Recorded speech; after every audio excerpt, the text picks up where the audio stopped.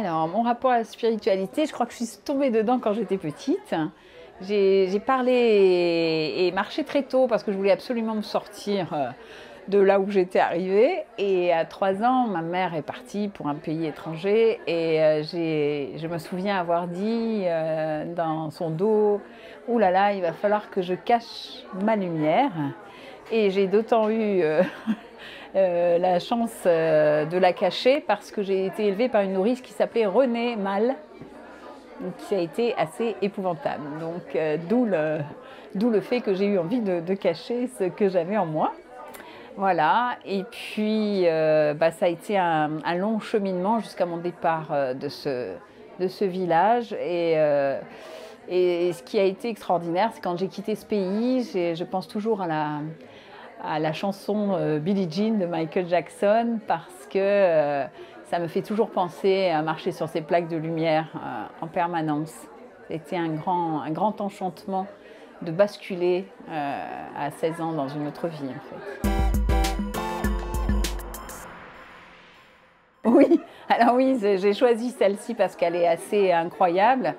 J'étais sur un champ de course avec mon petit ami de l'époque et je lisais l'Aventure de la conscience dans ce brouhaha infernal qu'il y a sur tous les champs de course, ces gens qui hurlent, qui perdent avec une énergie vitale très puissante en fait.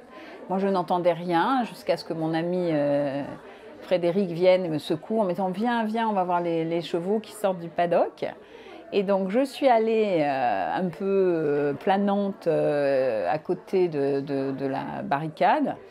Et là, le cheval, le numéro 3, qui est mon chiffre porte-chance, s'est arrêté devant moi et le jockey n'arrivait plus à le faire bouger. Il était complètement magnétisé. C'était incroyable. Et j'ai dit à mon camarade, va le jouer. Il m'a dit, mais non, c'est le plus grand tocard que l'humanité ait jamais porté, c'est pas possible. Et sans détourner le regard du cheval, je lui dis, va le jouer.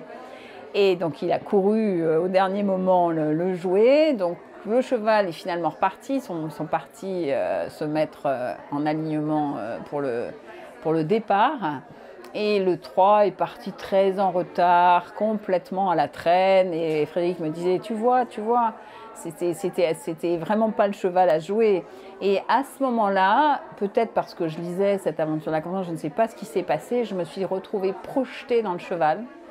Et j'ai senti cette puissance incroyable, mais vraiment dans mon corps, j'étais complètement partie.